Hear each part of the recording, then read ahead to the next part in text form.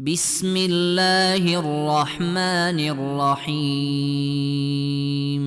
سبح لله ما في السماوات وما في الأرض وهو العزيز الحكيم هو الذي أخرج الذين كفروا من أهل الكتاب من ديارهم لأول الحشر ما ظننتم أن يخرجوا وظنوا أنهم مانعتهم حصونهم من الله فأتاهم الله من حيث لم يحتسبوا وقذف في قلوبهم الرعب يخربون بيوتهم بأيديهم وأيدي المؤمنين فاعتبروا يا أولي الأبصار ولولا أن كتب الله عليهم الجلاء لعذبهم في الدنيا ولهم في الآخرة عذاب النار ذلك بأنهم شاقوا الله ورسوله ومن يشاق الله فإن الله شديد العقاب ما قطعتم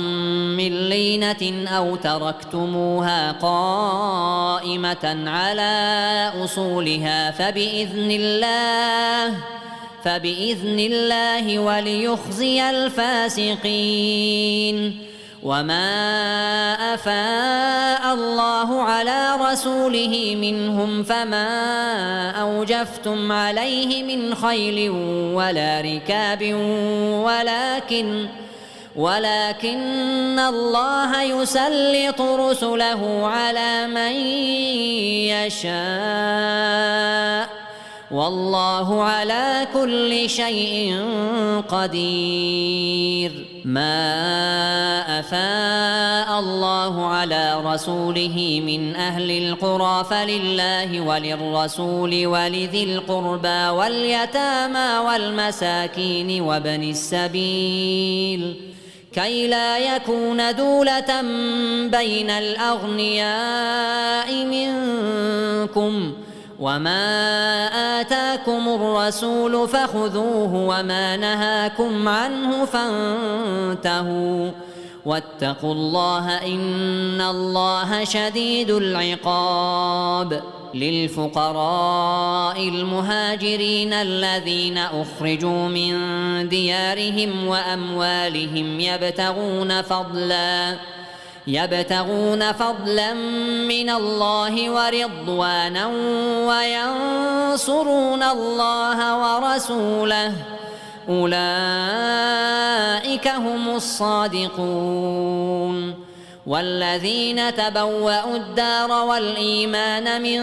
قبلهم يحبون من هاجر إليهم ولا يجدون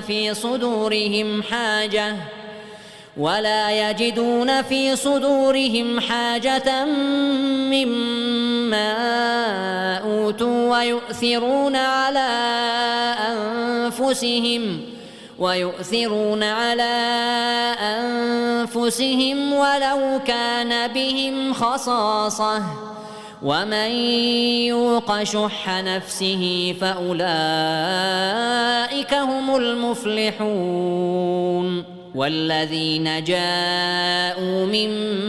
بعدهم يقولون ربنا اغفر لنا ولإخواننا الذين سبقونا بالإيمان ولا تجعل في قلوبنا غلا للذين آمنوا ربنا إنك رؤوف رحيم ألم تر إلى الذين نافقوا يقولون لإخوانهم الذين كفروا من أهل الكتاب لئن أخرجتم لنخرجن معكم ولا نطيع فيكم أحدا أبدا وإن قوتلتم لننصرنكم والله يشهد إنهم لكاذبون لئن أخرجوا لا يخرجون معهم ولئن قوتلوا لا ينصرونهم ولئن نصروهم ليولن الأدبار ثم لا ينصرون لأنتم أشد رهبة في صدورهم من الله ذلك بأنهم قوم لا يفقهون لا يقاتلونكم جميعا إلا في قرى محصنة أو من وراء جدر بأسهم بينهم شديد تحسبهم جميعا وقلوبهم شتى ذلك بأنهم قوم لا يعقلون كمثل الذين من قبلهم قريبا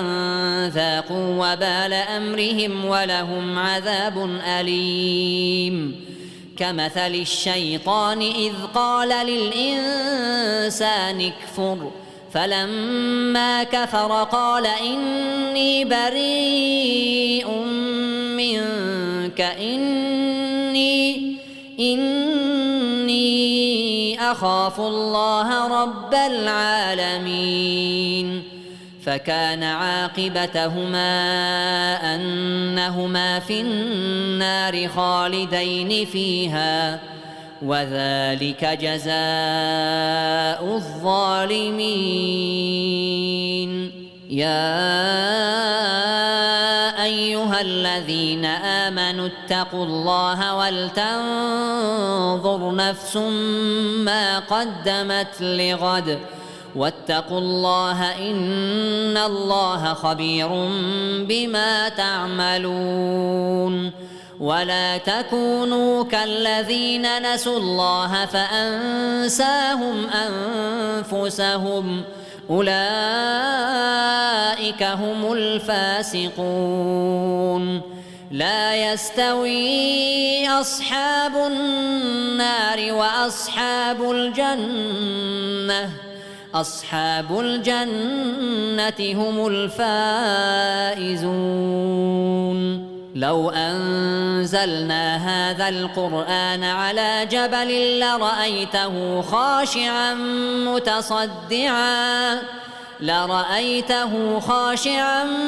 متصدعا من خشية الله وتلك الأمثال نضربها للناس لعلهم يتفكرون هو الله الذي لا إله إلا هو عالم الغيب والشهادة هو الرحمن الرحيم هو الله الذي لا إله إلا هو الملك القدوس السلام المؤمن المهيمن العزيز الجبار المتكبر سبحان الله عما يشركون هو الله الخالق البارئ المصور له الأسماء الحسنى يسبح له ما في السماوات والأرض وهو العزيز الحكيم